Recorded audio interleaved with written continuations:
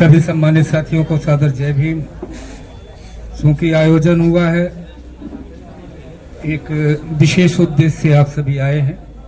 प्रबुद्ध भारत फाउंडेशन, जो माननीय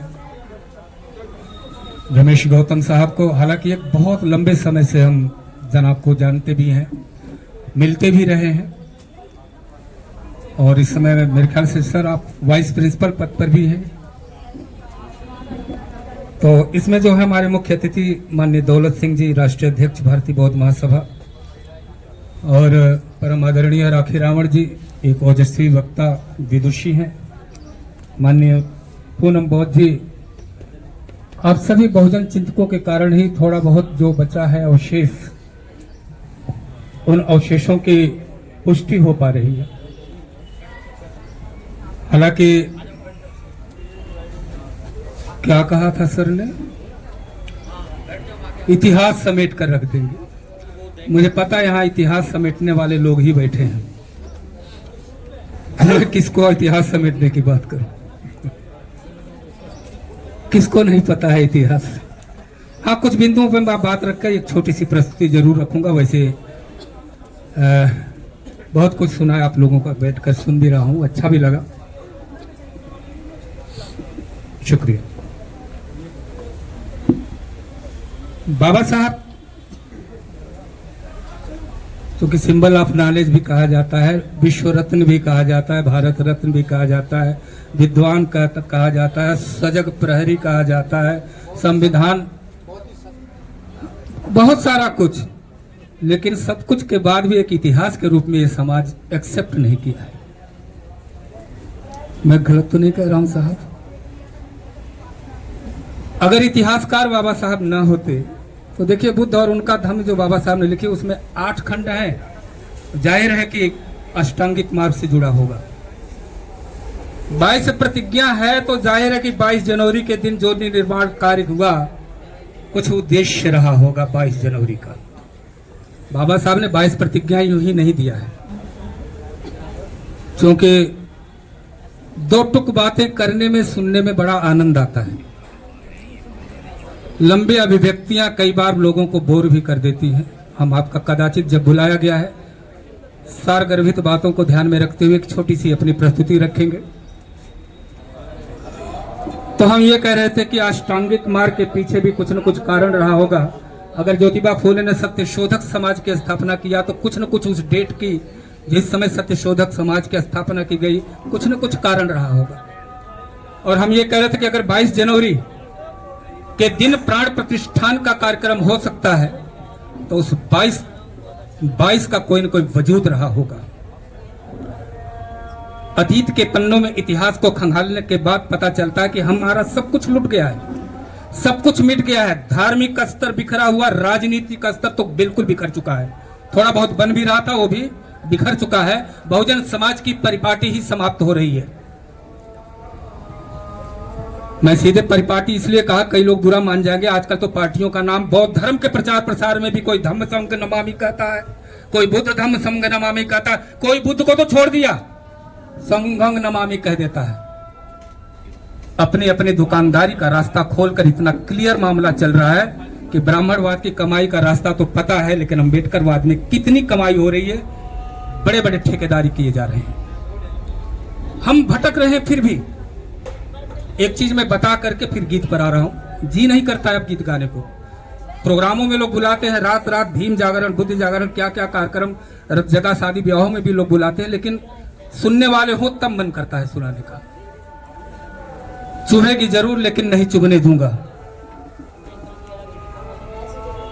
26 जनवरी 1950 को भारत गणतंत्र राज्य के रूप में, लोकतंत्र और गणतंत्र में थोड़ा फर्क है, लेकिन अंतर है। लोकतंत्र अलग होता है, गणतंत्र अलग होता है, लेकिन हमारा इत्तेफाक से ये दोनों ही हमारे देश में है, लोकतंत्रात्मक, गणतंत्रात्मक भी। उससे 5 दिन पहले 22 जनवरी का दिन था। हमारे 3 धरोहरों को, अभी एक साथी बता रहे थे कि बोध गया के लिए बड़ा वो धरना प्रदर्शन भी हो रहा है, अनागरिक से लेके अब तक चल रहा है आंदोलन, अभी हमारे हाथों में नहीं आया है। 5-6 दिन पहले पॉलिटिकल स्तर की बात करो, अगर बहुजन समाज पार्टी का स्तर न इतना बड़ा होता तो अब तक खा चुके होते ये। खाने वाले खा चुके होते। 22 जनवरी को नेहरू एंड कंपनी के लोगों ने एक मीटिंग बुलाया और 3 चीजों को बदल दिया। जो 22 जनवरी का प्राण प्रतिष्ठान किया गया उसके पीछे कारण ही 22 जनवरी का था, और वो कारण ये था, एक तो बोध गया को आनंद फानन में ब्राह्मण के हाथों में सौंपा गया 22 जनवरी को ही। दूसरा, सोमनाथ मंदिर को भी उसी दिन कन्वर्ट किया गया था। वो बहुत बड़ा बुद्ध विहार था, बहुत बड़ा बुद्ध विहार था। और 22 जनवरी को ही 1905 में कर्निंघम का खोजा गया सारनाथ भी बदल दिया गया था, जो मृगदाय वन है। इन 3 चीजों का समेटा गया है। ब्राह्मणवाद को पता है कि हमें इन्हें कहां कहां निपटाना है, और हम सब निपटते जा रहे हैं टुकड़ों टुकड़ों में। बुद्ध के धर्म के तमाम संगठनों के बावजूद भी बुद्ध धर्म बिखर रहा है। बहुजन समाज की बहुत सारी पॉलिटिकल पार्टियां आ चुकी हैं, बहुजन समाज पार्टी खत्म हो रही है, और हम लोग आज भी झंडा निकाल कर जिंदाबाद मुर्दाबाद करते जा रहे हैं। तो इसलिए मैं कह रहा हूं, मैं कौन सा गीत गाऊं, कौन सा सुनाऊं, है इच्छा तो सुन लीजिएगा। मैं कौन सा गीत गाऊं, क्या सुनाऊं, जो बहुजन बस जाए तेरे तन मन में। मैं कौन सा गीत गाऊं, क्या सुनाऊं, जो बहुजन बस जाए तेरे तन मन में। क्या तिसरन पंचशील घरों में बसा है, क्या बुद्ध की संस्कृति संस्कार भी बचा है। क्या त्रिशरण और पंचशील घरों में बसा है, क्या संस्कृति सभ्यता अब भी बचा है। ये 22 प्रतिज्ञा क्यों भूला है बहुजन, ये बहुजन की राजनीति क्यों फिर मिटा है। मैं कौन सा गीत गाऊं, क्या सुनाऊं, जो बहुजन बस जाए तेरे तन मन में।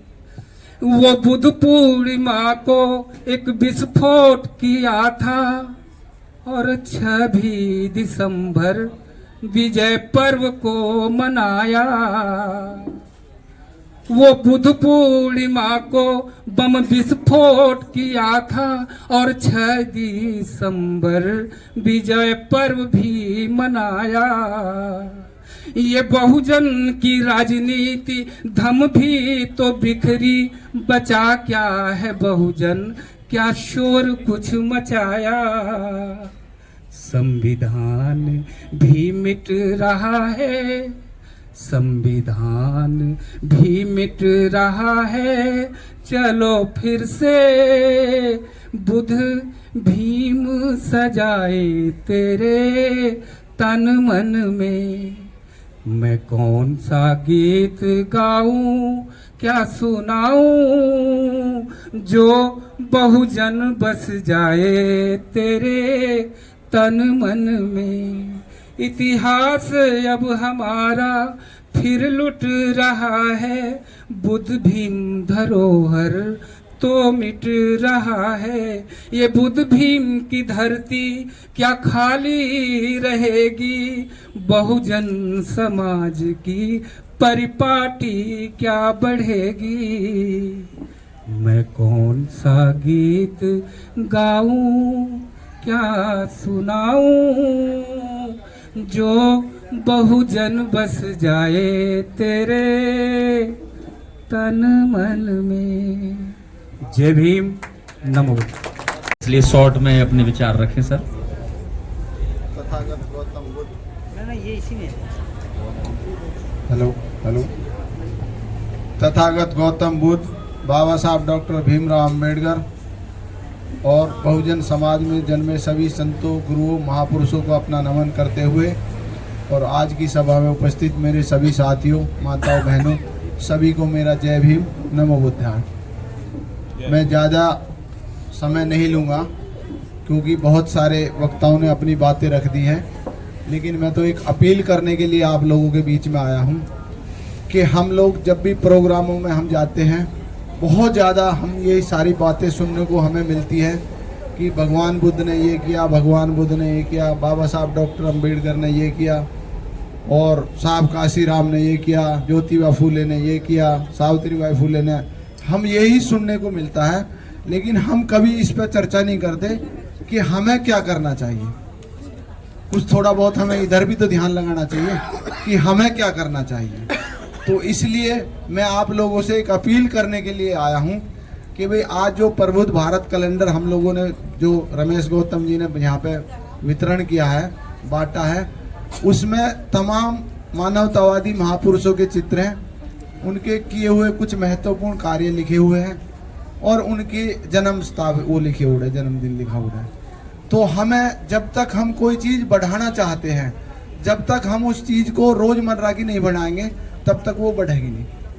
आप लोग देखो, अगर हिंदू धर्म बढ़ा तो ऐसी थोड़ी बढ़ा है। सुबह उठते ही लोग राम राम राम राम, रास्ते में मिलेंगे राम राम राम राम, हर वक्त राम राम होती रहे ना, होती रहे, तभी तो बढ़ा।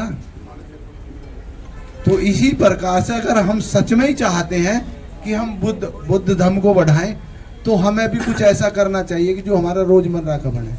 तो मेरी आप लोगों से एक अपील है कि जब इस कैलेंडर को ऐसी जगह लगाएं जहां हम लोग खाना खाते हैं, क्योंकि अक्सर लोग खाना, शाम का खाना तो अक्सर लोग परिवार के साथ ही खाते हैं ना, और जब खाना खाते हैं तो हर महीने एक न एक महापुरुष का, उसमें जनवरी में किसी का जन्मदिन होगा तो जनवरी में उसका लिखा होगा, फरवरी में किसी का होगा तो उसका लिखा होगा।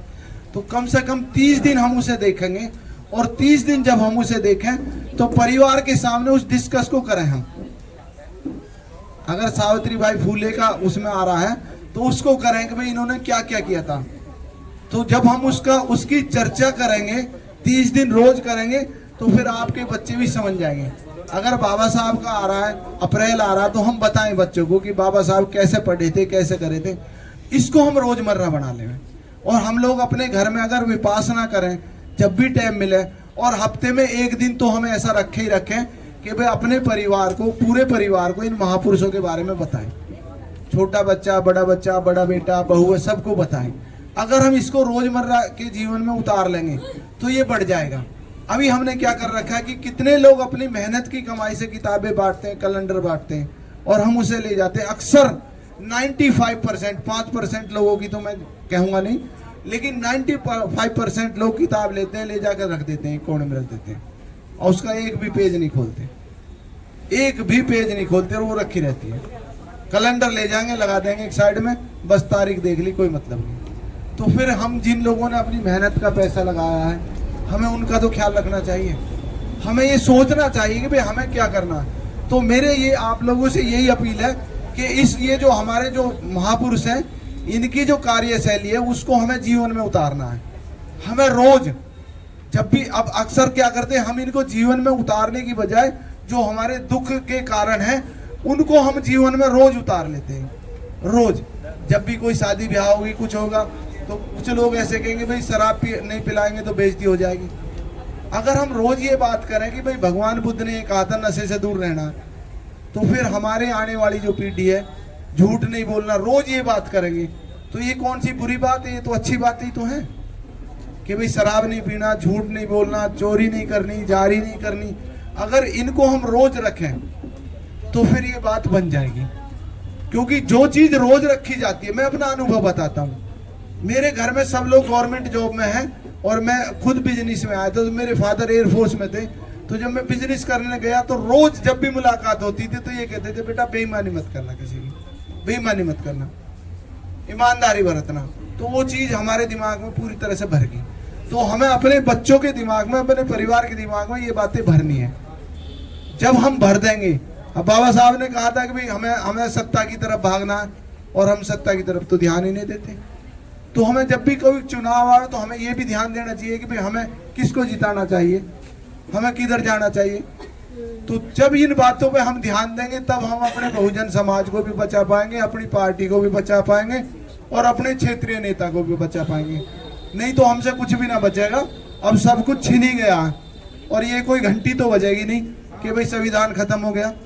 ये तो धीरे धीरे जब आपको देखोगे, जो चीज आप देखोगे आपको पता लगता चला जाएगा। जब आप देखोगे कि भाई यहाँ तो पूरा ब्राह्मणवाद फैल गया, हमारी थाने में रिपोर्ट ना लिखवाई जा रही, तब आपको पता लगेगा। जब देखोगे शिक्षा हमसे छीन गई, तब आपको पता लगेगा। तो ये सारी चीजें खत्म हो रही हैं। इन सब महापुरुषों का जो उद्देश्य था वो यही है कि किसी को पढ़ने का उद्देश्य यही तो होता है। अगर कोई साइंटिस्ट किताब लिख के जाता है तो वो इसलिए लिख के जाता है कि भाई अगला जो साइंटिस्ट बने यहाँ तक पढ़ के इससे आगे की खोज कर ले। तो हम अगर बाबा साहब को पढ़ रहे हैं तो हमारा उद्देश्य यही तो कि भाई आगे की खोज कर ले कि भाई अपने अधिकारों को कैसे बचा पाए, इस संविधान को कैसे बचा पाए। बस इन्हीं शब्दों के साथ मैं अपनी बात को विराम करता हूँ। जय भीम, नमो बुद्धाय।